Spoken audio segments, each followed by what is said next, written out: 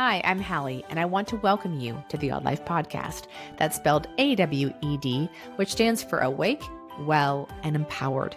In this space, you will hear inspirational stories, candid and heartfelt conversations, as well as advice from experts, all with the intention of helping women like you live odd AF.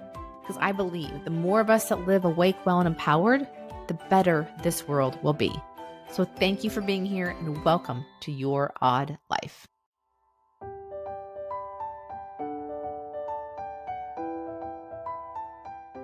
Hi there. Welcome back to another episode of the podcast. I'm your host, Hallie. What's going on? Around here, it is spring break and we are doing nothing. Nothing except baseball, which is not a shocker. And last weekend was the beginning of spring break for our high schooler. And they had state basketball he wanted to go to. We ended up going out to Colorado to go watch our son play baseball. And unfortunately, state basketball was eliminated early from the tournament. And so he just played baseball. And over the weekend, did some optional practices for the guys that were not on spring break while the rest of his class is down in Mexico. And then we're just kind of catching up, cleaning up, doing some laundry. I've got a ton of organizing to do around here. And then doing this, obviously, getting a few episodes under my belt. Today, I do want to talk about something because of spring break. And it is something that was an evolution of me for the last 6 years. And it happened within this last year. Something that was an aha for me that I thought I would share. I don't want to go into a ton of detail about this because it's not that exciting and not really that important. I want to talk about the overarching thing, really. But I want to give you just a little bit of a background and then the aha that maybe can help you too if you're in a similar situation. Back in the spring of 2018 was my daughter's spring break. And prior to this is when they start planning for the senior spring break trip back in the fall. And just to give you a little background, when we moved to Kansas City and started getting kids into that middle school age, we found out about the senior spring break trips. And it was going down to Mexico, usually Riviera Maya, Playa del Carmen, that location in Mexico. And kids were gone for the whole week. Parents went to chaperone. Not all parents, maybe one of the parents maybe would go. Maybe just the moms of the friend group or just the dads of the guys. Sometimes both parents went. But I had started to hear rumblings as I had friends with older kids telling me what a shit show it was. Because obviously going to Mexico, there was a reason for it. You can drink legally down there when you're 18 years old. There's a reason why kids don't go to skiing vacations or Florida during spring break because it's still not legal. This is what it is. And I was like, what? Oh my gosh, this is crazy. Because I came from a small town high school that we only got 2 school days off. We have Thursday, Friday, and then the normal weekend, and we were back to school on Monday. And then I got to college, and then college, of course, had spring break, but that was college. And now kids are doing it in high school. But to go down to Mexico and be with your kid and doing that, it just didn't, it just didn't sit right with me. Felt weird. And based on what I'd heard, it was a shit show, and I was like, oh my gosh, this is going to be chaos. So when we got to that point, when our daughter was getting into her senior year, when it came time to start planning for this trip at the end of summer, early fall, it required a deposit. And we had battled with this quite a bit because we initially thought when the kids were juniors, what I thought would probably happen was that we'd go on a vacation with 2 or 3 other families, make it a big family memory-making vacation. And then it started to come to my realization that all the kids wanted to go on the senior spring break trip. And we weren't going to have anybody to go on a family vacation with. However, it just never sat well with me based on the things I had heard about what it was like when they came back, things I'd heard. And it just wasn't who we were as people. Again, I have been on spring break in college, and I also was a youth that drank early. And so this did not come from a place of we just don't drink in our family. We don't do those things. It was more of, I kind of know the mindset and what's the potential of what could happen. And not that I don't trust my daughter, But you put a bunch of high school kids in one place. I don't know. It just didn't feel right. And my daughter at this time, she just had committed between her sophomore and junior year to play college soccer. And so it was a big priority for her. In the fall, would go do her travel soccer for her club team. And then come January, February, they started doing soccer workouts for high school. And then it was right before spring break. Usually they did tryouts. And then as soon as they got back was practice. So for her, it was a big deal. She was busy the whole time in the fall and going to be busy in the spring. And she wanted to make sure she ended the school year playing her best soccer. However, she was dating a boy that was going to be going to spring break, and their hotel was going to be next to her high school's hotel.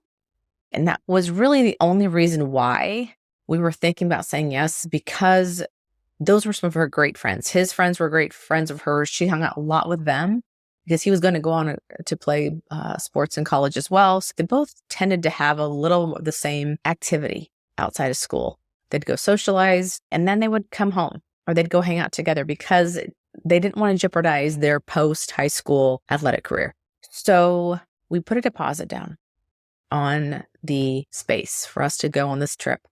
The whole time, my gut was just like, this doesn't feel right. And we tried to justify it by saying, okay, we're going to do as a family vacation. We're going to take the two boys with us. We're going to go down there, hang out, do some fun things as a family. And then she can sporadically go with her friends and do their thing.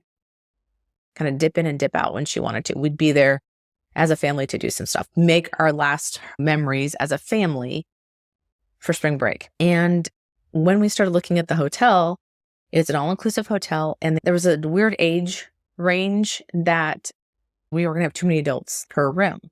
And we would have had to get 2 rooms because of the way the ages were. And so then you add another room onto that. And with the all-inclusive fees and the flights, it was going to be insane. Stupid. And then we thought about, we have a timeshare in Cabo San Lucas. We're like, what are we doing? We could take her there and go as a whole family. We'd thrown that out there. And it was still like, no, I want to go be with my other friends. And then her and the boyfriend broke up. And the idea started to lose its luster. And the idea of being on spring break near his hotel, not dating him, that would mean those friends are probably not accessible to her anymore. And it would be a little weird. So the idea of Cabo San Lucas became more and more enticing to her. And finally, we said as parents, you know what? We're not doing it. We're not going to go down and spend this kind of money. We want to have one last family vacation, all of us together, because we know it's never going to happen again. And we're just not going to do it.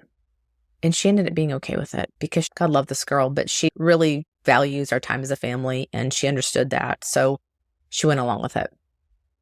And as the year went on, our neighbor or friend would ask, hey, you guys going on the spring break trip with Avery? And I said, no, we're not.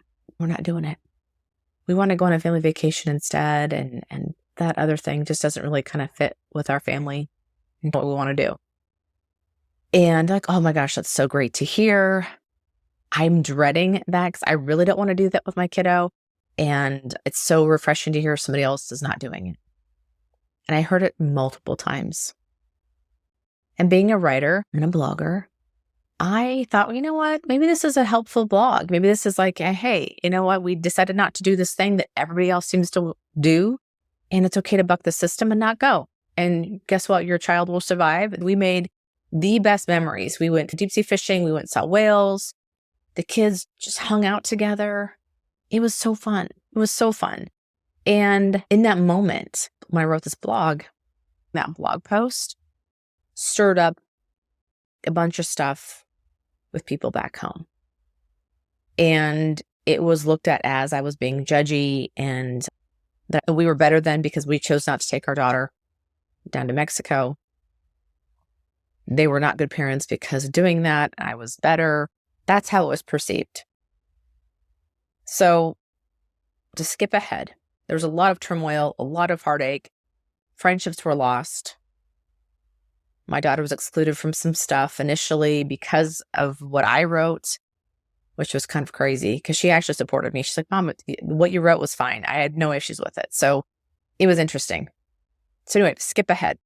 It's really not the point. The point is I lost friendships because of it, really close friendships. And I was really hurt for a long time.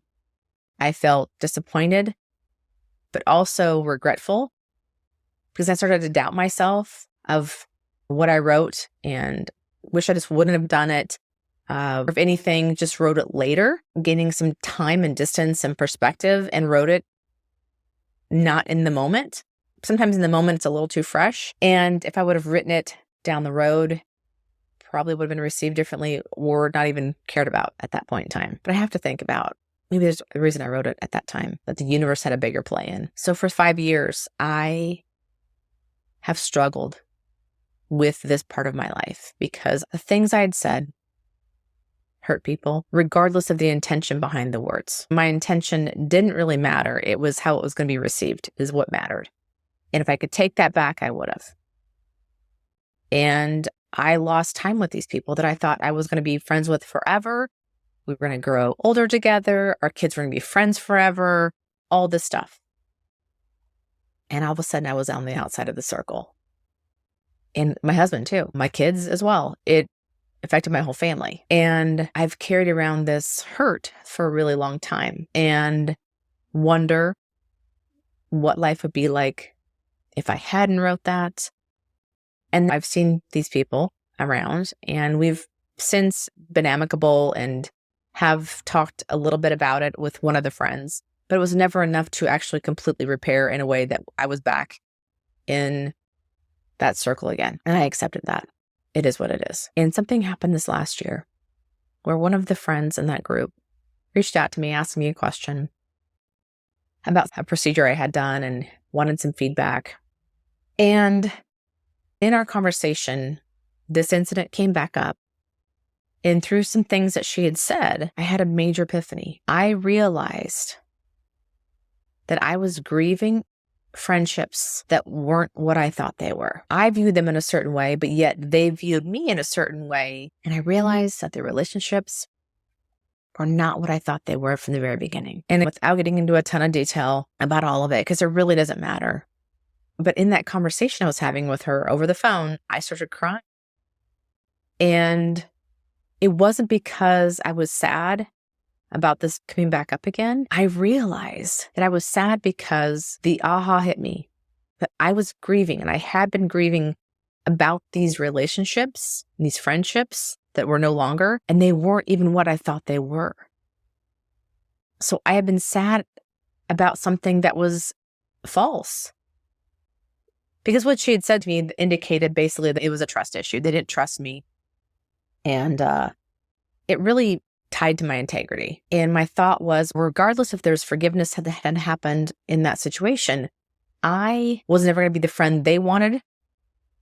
And I don't think that they were the friends I thought they were based on the things that she said. And that process, that grieving process I had in that moment, I was able to finally let go of the guilt and the shame and the regret and all those things I had felt before, because I had put these friendships on this pedestal and maybe they weren't what I thought they were based on the things that she had said. Because if they truly knew me, truly loved me, truly trusted me, those thoughts would never have crossed their mind. And the things I had written about spring break and our decision not to go, that would not have been taken that way. So I was able to let that go. And I had this thought of, I've been holding on to this regret and sadness about this whole thing for so long that perhaps it's been blocking me from the people that really are out there for me, that are the friends that will be the lifelong friends. And so by letting go of that energy that I've had, that stuck energy,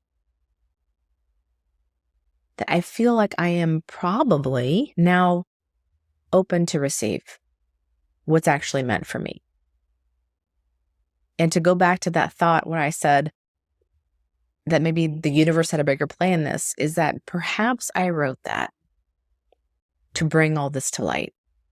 Perhaps in that moment, I wrote this not as a test that I understood it to be, or not as anything that I did intentionally.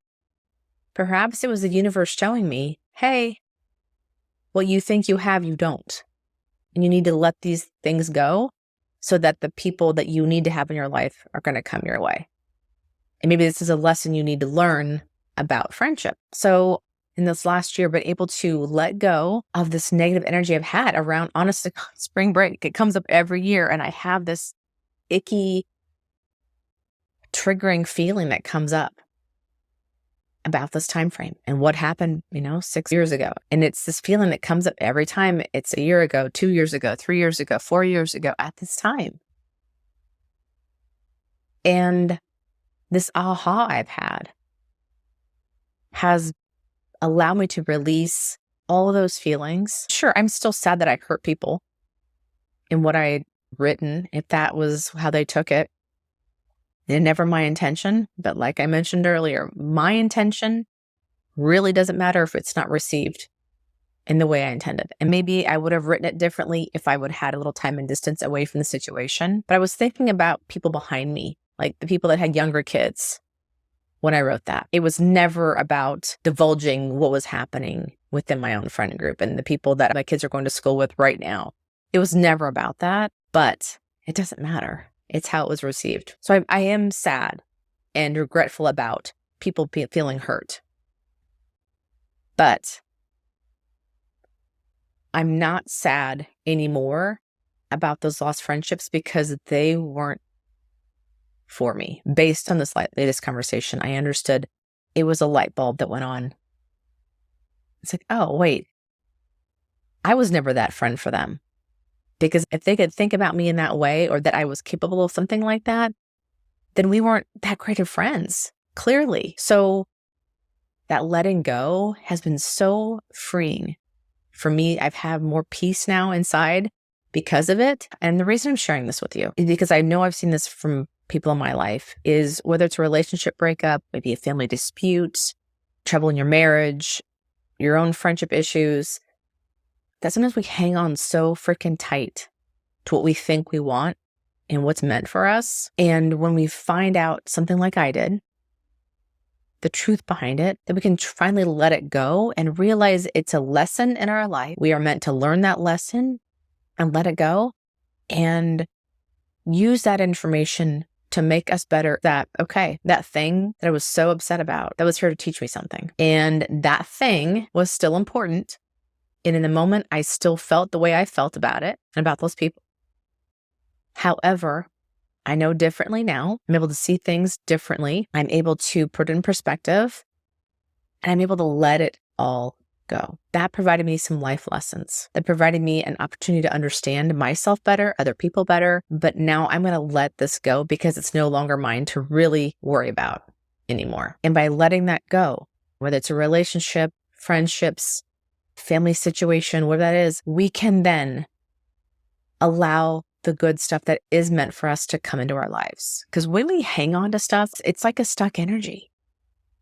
And it closes us off to the other good things out there in the world that are actually meant for us. It's like we built a wall and didn't realize it. We've kept all this stuff in. If you look at the book Untethered Soul, he talks about this a little bit in the book, is that we build these walls and we've all this stuff inside and we're hanging on to it desperately. When what we really need to do is break those walls down, let go of all that stuff and see life and the world for what it truly is, and to allow things that are meant for us to come into our lives, to take down those walls. And so I see this now as a wall that I had put up, and I was hanging on to this. And so by letting it go, perhaps I'm allowing the people that are meant for me, that truly are going to love and care and trust and all these things it takes us in friendship, and are going to see me for who I truly am, and are going to love me for who I truly am. And we're going to find that level of trust. We're going to find that level of communication and camaraderie and love for each other that was meant to be. And maybe the universe had a hand in me going, hey, write this blog post right now and see what happens. Maybe that was a little nudge that, hey, this isn't what you thought it was. And it took me a while to figure that out. It took 5 or 6 years, but it no longer eats at me. And by having that peace inside now, it's just so freeing. So I wanted to share that with you because maybe there's something you're hanging on to, something's happened in your past that you regret or that feels hurtful or disappointing or you're mad about it, whatever that is. if you can release it and let it go and allow all the good things that are meant for us to come into our lives. We're opening up those doors, we're breaking down those walls, and we're shifting our energy. And what we're putting out in the world now is this openness and this love and this peace and this happiness that's going to attract the same energy that's out there. So that's how I'm choosing to see it. Spring break is no longer a trigger for some really tough emotions for me, and I'm so glad about. It is what it is. I wish things were different. I wish people saw me differently, but now I see things as they truly were, and I can be at peace with it. And I hope that's something that you can take with you and apply it to your own life. Not saying I have it all figured out, but that is something that I was able to understand recently, and perhaps it will bring you the peace you're looking for as well.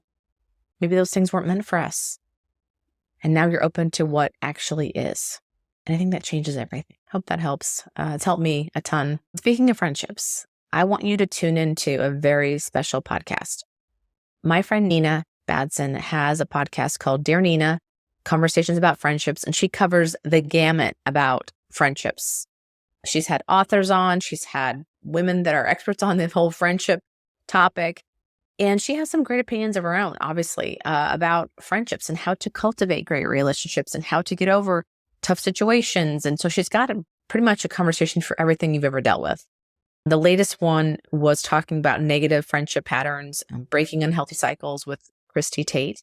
Christy's an author of a couple different books, one called Group and one called BFF, which I have not read either one, so they're on my list. And take a listen to that podcast. If you're struggling with friendships or you want to, really understand how to be a better friend or how to get through some tough situations yourself, it's a great podcast to listen to. Again, it's called Dear Nina, and I'll put it in the show notes, a link to it. And if you're watching the video, I'll put a graphic up of the thumbnail of the podcast so you can see what it looks like as well. And then I want to shout out to a reviewer. I got a review last week. That was really sweet. It was from Brittany C53. She says, "The Odd Life is a great place for learning more about health and wellness. I particularly enjoyed Hallie's podcast on mental health and alcohol reduction, and I'm thrilled to hear more discussion of these for overall health. Highly recommend." She gave me 5 stars. So thank you, Brittany, for that. That was really sweet of you. And if you want to get a little shout out in the podcast, let me know in the reviews what you're thinking, and I can give you a little high five verbally right here. Also, in the bottom of the show notes, there are links to products that I use that will give you a discount. Those support the podcast. So thank you in advance for those of you that are using those links to get products. They're the ones I use every week. I have a monthly subscription to most of those, and I use them on a daily basis. So if you are interested in helping support the podcast, but also get some of these great products in your life, go check them out. And that's all I've got for you today. If you are on spring break with your family, hopefully you're not listening to this, you're out doing some fun things. But if you just got back, I hope you had a great time, made some great memories, and we'll see you in the next episode. Have a great rest of your week. Talk soon. Thank you again for being here. I am so grateful for your time. And if you liked what you heard, please head to where you listen to podcasts, rate and reviews. Please share on Instagram, your social media channels, wherever else you go, so we can reach as many people as possible so they can meet these amazing women and hear these conversations. If you'd like to connect further, you can find me over at my website at HallieSawyer.com or on Instagram. I'm usually going to be at Hallie_Sawyer or The Odd Life, which is this podcast specific Instagram account. All right. Have a great day, everyone. And we'll see you soon.